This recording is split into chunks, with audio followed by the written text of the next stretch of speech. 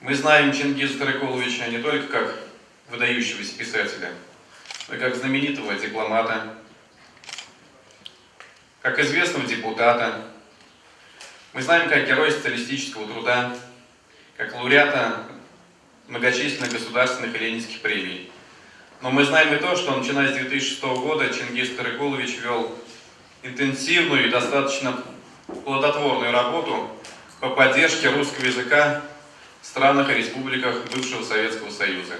И может быть, благодаря его усилиям, не может быть, а наверняка, был предотвращен вот тот коллапс русского мира, русского языка. Наверное, вы знаете хорошо, что если 20 лет назад на русском языке разговаривали 350 миллионов, то сейчас только 270, и русский язык уже покинул пятерку самых распространенных языков мира. Разрешите передать громадное спасибо спонсорам, издателям.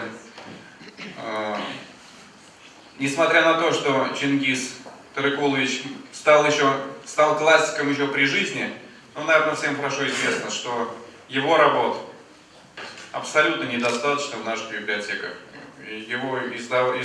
Издавали его незаслуженно мало. И вот этот пробел был залатан и сегодня. Еще раз разрешите передать слова огромной благодарности от имени нашего комитета издателям, спонсорам, пожелать успехов во всех ваших добрых начинаниях и то, что можете рассчитывать на помощь и поддержку нашего комитета. Спасибо. Добрый вечер. Когда Болот Палагонович пригласил меня на такое мероприятие, я с удовольствием откликнулся. Знаете, что я хочу сказать? Что я был в Киргизии, я очень люблю Киргизию, я много общался, до сих пор общаюсь, у меня много друзей из Киргизии. И я думал, что нас так сильно объединяет. Есть вещи, которые как фундамент, они цементируют нашу дружбу, да? То, на что мы опираемся. И вот, что же это? Во-первых, это победа. Я еще раз всех поздравляю с праздником, который недавно прошел. Это великий праздник для нас всех.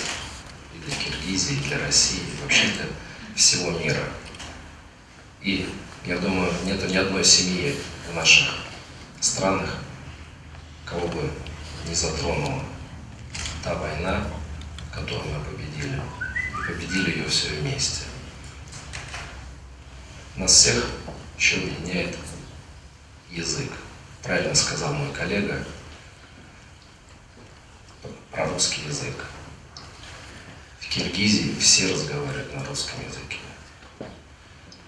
И, конечно, Чингиз Тарекулович сделал огромный вклад в то, чтобы русский язык был известен во всем мире. И те произведения, которые он делал, которые сейчас, конечно, переводятся на все языки мира, они писались на русском языке.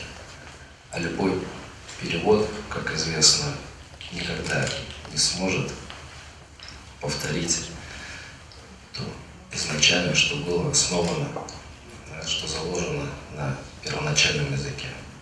И Чингиз Ахматов – это тот человек, который писал на русском языке и донес такое количество идей, такое количество чувств в наши сердца, в сердца наших народов и в сердца всего мира. И вот я хочу сказать, что Чингиз Ахматов является тем... Айтматов, а я как сказал? Оговорка не случайная, даже хорошая. Да, является тем, как раз третьим фундаментом, который объединяет наши народы.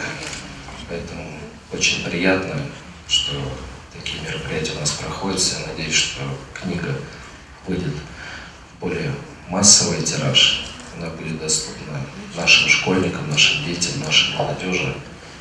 И и победы, и великого русского языка. И произведения Чингиза Айтматова будут звучать в наших сердцах. Большое вам спасибо за такое мероприятие.